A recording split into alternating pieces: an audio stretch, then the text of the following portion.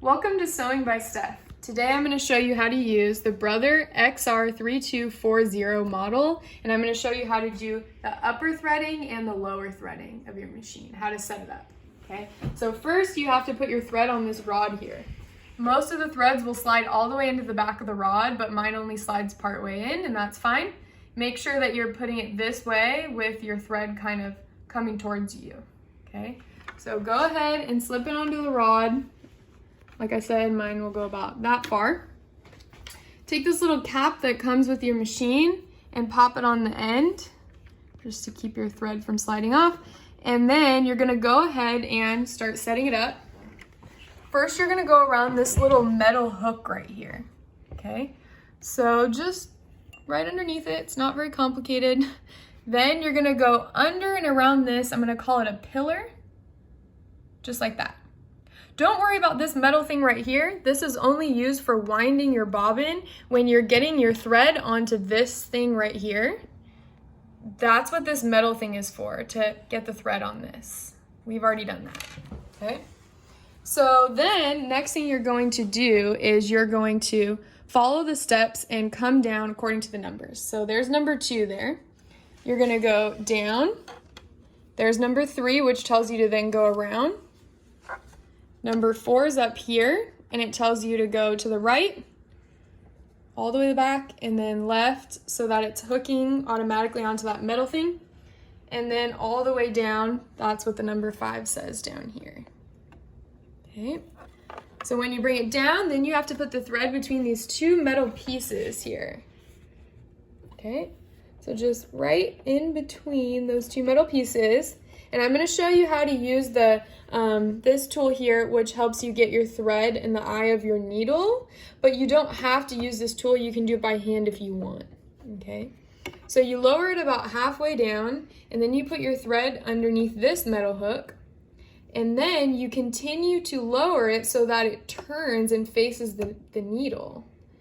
Pull your thread over, and then you want to make sure that you are not pulling too tight on your thread, otherwise it may not work. You have to have a little bit of a looser grip here, okay? Slowly release and let it turn, and then it makes a loop that just went through the eye of the needle.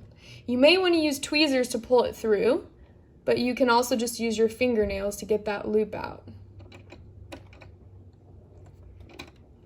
Okay, and now your needle is ready to go, and you're gonna take the thread, put it between these 2 little pieces here, and just let it hang out at the back of your machine. You always want your threads to hang out at the back of the machine. Okay, now I'm going to show you how to do the lower thread. You have to pop this thing open by sliding this to the right, and it pops off the plastic. Okay, you take this, your bobbin, and you want to make sure that the thread is coming out on your left here, just like it shows in this picture on your machine. So it shows a number 1, and your thread is hanging out on the left, just like this picture. Okay, so you go ahead and put it inside here. Now, one thing I got confused on is there's some metal down here that looks like metal hooks. Don't worry about any of the metal that's down on the inside of this here, okay? You're gonna worry about this plastic, I'm pretty sure it's plastic, and it has an arrow on it. This gray little thing here with the arrow. That's all you're worrying about. You're gonna take your thread and you're just gonna go around, just like that, around the thing with the arrow. Continue to go around, following the path, and when you get to the end here, it automatically cuts your thread if you just pull it.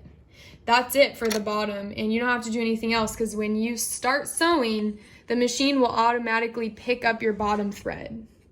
So then you just put this plastic thing back on and you're ready to sew. And now I want to tell you one thing really quick. This is your speeds here for your machine. So I always do the slowest speed because you can control your material better and your stitches will be straighter. You don't want to do a fast speed until you're really professional at sewing. So I like to start here, okay? And then over here on the right is all the different patterns of stitches that you can choose from, and it's overwhelming to me. So I just usually pick a straight one. So I'm gonna pick number 2, okay? And notice it has these 2 little notches here and then a bunch of straight lines.